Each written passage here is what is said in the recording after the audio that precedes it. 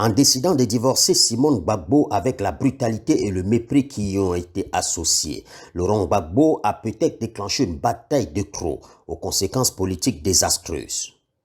Depuis la répudiation publique à sa descente d'avion de son épouse Simone accompagnée de leurs enfants, la grogne monte au sein même des partisans de Laurent Gbagbo. Cette erreur stratégique est venue s'ajouter à ce que certains, au sein de la propre famille politique de l'ancien président ivoirien, considèrent comme son égoïsme et son insouciance. Le manque de solidarité à l'égard de ses lieutenants en exil, dont le plus célèbre d'entre eux a été son compagnon de prison à la CPI, Charles Blé Goudé pour ne pas le citer. Selon mes investigations, tout le long des laborieuses négociations secrètes qui ont abouti à son retour, le criminel de guerre n'a jamais plaidé pour aucun de ses compagnons d'exil. Il a négocié son cas à lui seul. Une de mes sources à la primature ivoirienne qui a participé au pourparlers m'a confié que la partie gouvernementale a avancé l'idée d'associer Blé Goudé au cas Gbagbo. La proposition, d'après mon informateur, a été rejetée par les émissaires de Laurent Gbagbo après consultation avec ce dernier. Sur le différend conjugal, ce qui est dénoncé par l'opinion mondiale, ce n'est pas le droit de Gbagbo à divorcer. Personne ne pourrait lui régner ce droit.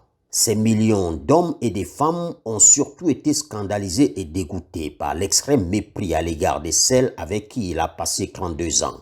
Par ailleurs, d'autres reproches sont faits à Laurent Gbagbo. On cite pêle-mêle le manque d'empathie de Gbagbo pour toutes les victimes enregistrées sous son règne, alors que tous les autres acteurs politiques se sont inclinés sur la mémoire de ces disparus et blessés, du président Ouattara à Guillaume Soro en passant par Charles Blé Goudé et Henri Konan Bédié. Il y a aussi l'absence de solidarité avec d'autres exilés de renom, comme les artistes Gadji Seli, Serge Kassi, Sidjiri Bakaba et autres. D'autre part, en même temps qu'il annonçait sa séparation d'avec Simone Gbagbo, il divorçait avec l'église évangélique pour retourner au catholicisme. Or, toute la propagande de Gbagbo a été bâtie avec l'aide des églises évangéliques. Les millions de supporters de Gbagbo en Côte d'Ivoire comme ailleurs dans le monde l'ont souvent soutenu parce qu'ils voyaient en lui un frère en Christ, comme on dit dans les églises du réveil. Ces pasteurs qui règnent des centaines de milliers de fidèles dans leurs temples et églises ont vécu le retour de Gbagbo au catholicisme comme un affront qu'ils jurent de laver à leur manière. Il n'est donc pas exagéré d'affirmer que ceux qui ont fabriqué le mythe de Gbagbo vont le défaire.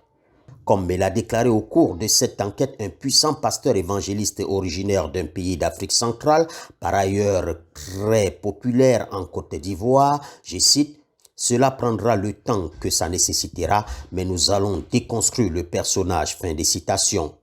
Entre Gbagbo et l'église évangélique, c'est désormais la guerre. Déjà, le patron de l'église du christianisme céleste de Côte d'Ivoire a donné le ton, en contredisant les derniers propos de l'ex-président et en l'appelant à la raison. Gbagbo n'a jamais gagné l'élection présidentielle de 2010. Nous attendons de lui des propos sages pour contribuer à la réconciliation et à la paix en Côte d'Ivoire. Fin de citation. En humiliant Simone Gbagbo publiquement comme il l'a fait, c'est sur toutes les femmes de la planète que Laurent Gbagbo semble avoir craché. Quelles qu'en soient les raisons, son épouse et mère de ses enfants méritait quelques égards. Et c'est peu dire que d'affirmer que toutes les femmes se sont senties insultées dans l'attitude de Gbagbo vis-à-vis de Simone. Sur les réseaux sociaux où ils sont très actifs, les plus radicaux des pro-Gbagbo font défection et expriment désormais leur désamour d'avec celui qu'ils considéraient comme un messie. Comme d'habitude dans la galaxie Gbagbo, l'extrême outrage et la vulgarité sont des mises.